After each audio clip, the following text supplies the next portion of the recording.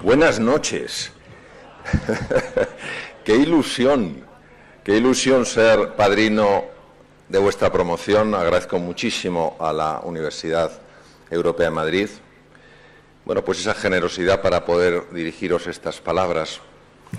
Y luego con mucho cariño y con enorme ilusión. Y os voy a decir por qué. Porque vosotros y vosotras no sois personas que os tengáis que angustiar con el mundo que os vais a encontrar. Porque vosotros y vosotras sois personas que podéis crear una nueva realidad. Yo no os veo como seres humanos que exclusivamente estén buscando un trabajo, sino como seres humanos que lógicamente necesitan un trabajo y que, sin embargo, van a utilizar su vida para marcar una diferencia. No olvidemos las palabras de Elizabeth Kubler-Ross, la máxima experta en el mundo en tanatología. Decía que lo que las personas echan en falta en el momento en el que, bueno, se van de este mundo, es haberse atrevido más en la vida. Vosotros no os vais a encontrar un futuro, vosotros lo vais a crear. Lo importante es que seáis conscientes del potencial que tenéis en vuestro interior. Los conocimientos son imprescindibles, no son suficientes.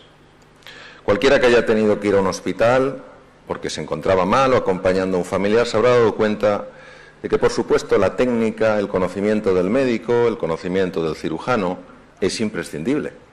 No es suficiente. Si ese cirujano es distante, si no te sabe comprender, si no te sabe aliviar la angustia, te das cuenta de que falta algo importante. Pues me gustaría hablaros no de lo que sabéis, sino de lo que sois. Y me gustaría hablaros porque creo que es lo que marca la diferencia. Y como muchas veces lo único de lo que nos acordamos son las historias, os voy a contar una historia que yo viví hace muchos años y que me marcó profundamente, bueno, a lo largo de toda mi vida. Veréis, yo cuando estaba en el colegio, la verdad es que no se me daban nada bien los deportes. Era especialmente patoso y era bajito, más bien delgadillo. Y bueno, yo los recreos los pasaba mirando con cierta envidia a aquellos que se les daban bien los deportes, aquellos que jugaban al baloncesto, al balonmano, al fútbol. Y un día en mi colegio decidieron que había que darle más peso al deporte, que no era suficiente los recreos, que había que buscar entrenadores profesionales. Y un buen día nos pusieron en el campo de deportes, y aparecieron los entrenadores profesionales. Y el primero que apareció era el entrenador de fútbol. Dijo, soy el entrenador de fútbol. Bueno, no tuvo que decir nada más. Los futboleros enseguida se lo llevaron volando por ahí. Luego llegó el de baloncesto y escogió, ¿a quién pensáis que escogió? A los altos. Luego llegó el de balonmano y me da la sensación de que escogió a los fuertes. Y quedamos un grupillo ahí de desgraciados, a los que no había elegido nadie, y al cabo de un rato aparece una persona, nos mira de una forma curiosa y nos dice, ¿sabéis lo que sois? Bueno, esto es una pregunta filosófica de primer nivel. ¿Sabéis lo que sois? Pues no. Pues yo os lo diré. Sois basura. Y como a basura os trataré. Y el tío era un tío íntegro, lo que decía lo hacía. Y efectivamente nos fue tratando como a basura de tal manera que yo empecé a odiar los deportes. Mi padre, que era un hombre muy sabio y maravillosa persona, sabía que los deportes son esenciales en la vida. Pero yo tenía tal alergia a los deportes que cualquier intento que hizo para que yo practicara algún deporte se encontraba con la peor de las resistencias. Pero él buscaba. Él sabía que en algún momento encontraría algo que a mí me pudiera interesar. Y por fin topó con algo. Yo ya tengo mucha juventud acumulada. Entonces os voy a hablar de hace muchos años. Acababa de llegar, hacía poco tiempo que había llegado a España un deporte nuevo, radicalmente nuevo, se llamaba el judo. El primer gimnasio de judo que se puso en España se puso en Madrid, en la calle Martínez Campos, se llamaba Gimnasio Samurai. Y lo formó Fernando Franco de Sarabia, un cinturón negro tercer dan que se había formado en Japón, en España no había nadie, se había traído 2 cinturones negros. Y bueno, llevamos un tiempo enseñando allí. Entonces mi padre vio aquello y dijo, esto se lo vendo a Mario. Y va y me dice, oye Mario, quiero hablarte de algo. Digo, papá, ¿no será otro deporte? Me dice, no, es lucha. Digo, me interesa. Y entonces va y me lleva al Gimnasio Samurai. Y yo veo aquello, azul el tatami, todo tapizado de bambú fino y al final un samurái de color rojo y negro, una pasada. Y a mí me colocan un cinturón blanco, muy blanco. Y empiezan a enseñarme una llave que se llama ogoshi, llave fácil, llave de cintura. Estábamos unos blancos, había unos amarillos, había unos naranjas y había un verde, el mejor del gimnasio, chico grande, fuerte, simpático, y a mí venga a enseñarme ogoshi. Y yo preguntaba, oiga, ¿me enseñan alguna otra llave? No, ogoshi. Y yo, ogoshi para aquí, ogoshi para allá. Y yo decía, me decía mi padre, ¿qué tal te va el judo? Y digo, papá, el judo es ogoshi, no hay más que ogoshi. Y digo, es que esto es un poco tal, me gusta, pero es que esto yo quiero cambiar. Bueno, Fernando Franco de Sarabia se da cuenta de que el judo no acaba de tener enganche. Claro, era un deporte nuevo, poco conocido, y decide organizar una exhibición. Invita a periodistas, familiares, etcétera, etcétera, y llena el gimnasio. Yo os cuento la escena para que la veáis. En el tatami muy grande azul, a la derecha, arrodillados, primero los cinturones blancos, los amarillos, los naranjas y el verde. Al fondo, los 3 cinturones negros, Fernando Franco de Sarabia y otros 2 cinturones negros, primer dan. A la izquierda, bancos llenos de gente, periodistas, familiares, etcétera. Había ido mi padre. Bien, se trataba de que combatieran 2 cinturones entre sí, a un punto, un ippon, y el que ganaba, pues nada, ganaba y se sentaban allí donde estaba el resto de la gente. Bien, empiezan a llamar a los cinturones blancos. Yo estaba nerviosísimo. Y sacaban los cinturones blancos. Y queda un hueco. Yo en una esquina, hueco, cinturones amarillos, naranjas y el verde. Digo, no me fastidies, me toca con un amarillo. Y sacaban los amarillos. Y el hueco se va haciendo más largo. Y digo, con un naranja no puede ser. Y sacaban los naranjas. Y queda un espacio enorme entre el verde y yo. Y claro, yo aguzo el oído. Yo oigo a los cinturones negros hablar entre sí. Nos hemos equivocado. No hemos llamado a ese blanco. Y como peleé con el verde, le mata.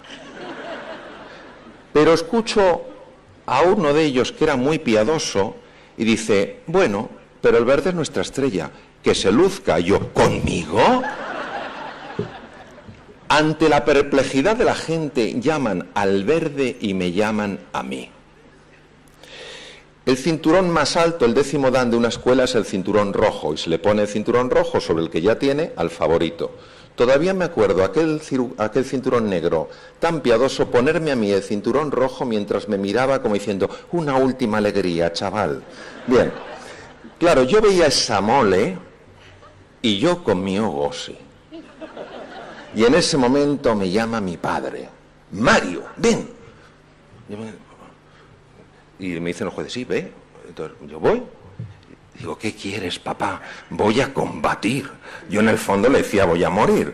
Y me dice, Mario, tú puedes vencerle. Y digo, ¿pero le has visto? Y me dice, sí, hazle un ogoshi. Claro que le iba a hacer yo.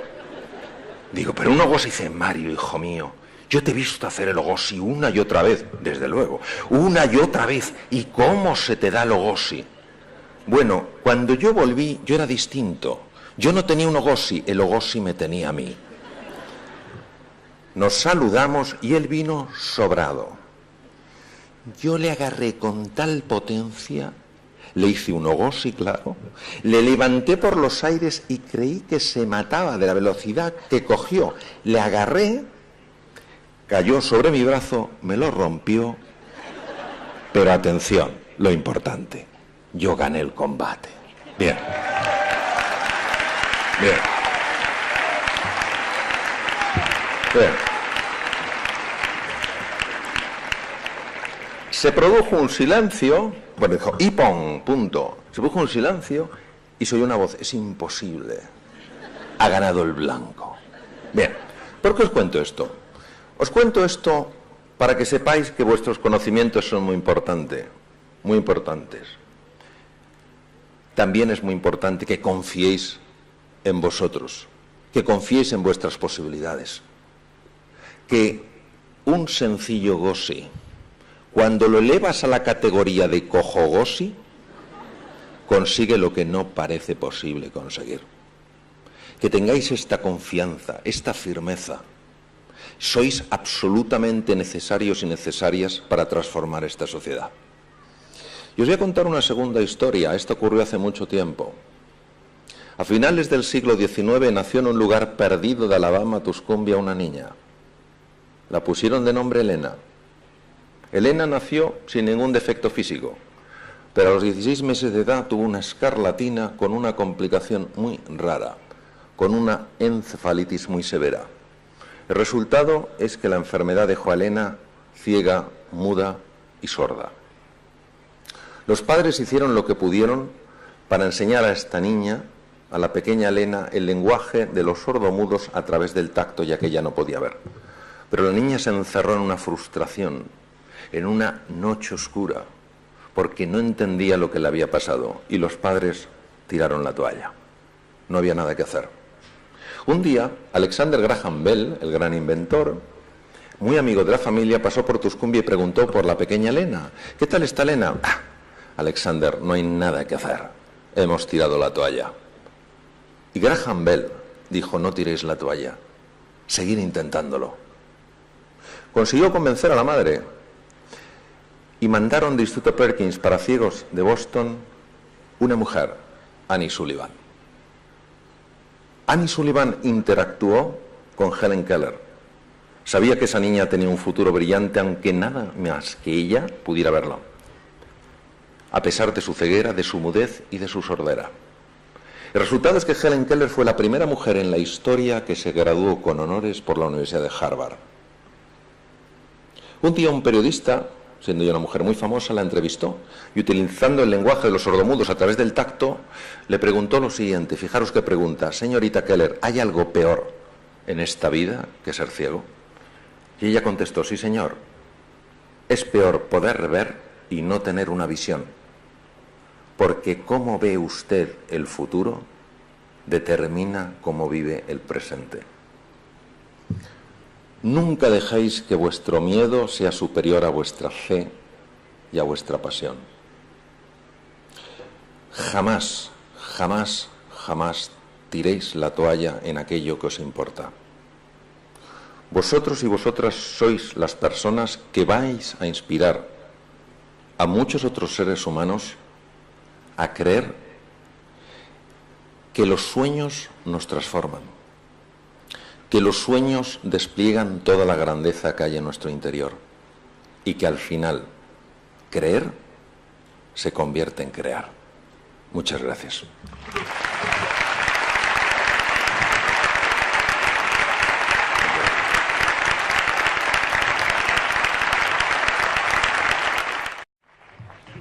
Buenas noches. Qué ilusión ser padrino de vuestra promoción. Agradezco muchísimo a la Universidad Europea de Madrid, bueno, pues esa generosidad para poder dirigiros estas palabras. Y lo hago con mucho cariño y con enorme ilusión. Y os voy a decir por qué. Porque vosotros y vosotras, no soy de Elizabeth Kubler-Ross, la máxima experta en el mundo en tanatología. Decía que lo que las personas echan en falta en el momento en el que, bueno, se van de este mundo, es haberse atrevido más en la vida. Vosotros no os vais a encontrar un futuro, vosotros lo vais a crear. Lo importante es que seáis conscientes del potencial que tenéis en vuestro interior. Los conocimientos son imprescindibles, no son suficientes. Claros, porque creo que es lo que marca la diferencia. Y como muchas veces lo único de lo que nos acordamos son las historias, os voy a contar una historia que yo viví hace muchos años y que me marcó profundamente, bueno, a lo largo de toda mi vida. Veréis, yo cuando estaba en el colegio, la verdad es que no se me daban nada bien los deportes. Era especialmente patoso y era bajito, más bien delgadillo. Y bueno, cualquiera que haya tenido que ir a un hospital porque se encontraba mal o acompañando a un familiar se habrá dado cuenta de que, por supuesto, la técnica, el conocimiento del médico, el conocimiento del cirujano es imprescindible. No es suficiente. Si ese cirujano es distante, si no te sabe comprender, si no te sabe aliviar la angustia, te das cuenta de que falta algo importante. Pues me gustaría hablaros no de lo que sabéis, sino de lo que sois. Y me gustaría que sois personas que os tengáis que angustiar con el mundo que os vais a encontrar. Porque vosotros y vosotras sois personas que podéis crear una nueva realidad. Yo no os veo como seres humanos que exclusivamente estén buscando un trabajo, sino como seres humanos que lógicamente necesitan un trabajo y que, sin embargo, van a utilizar su vida para marcar una diferencia. No olvidemos las palabras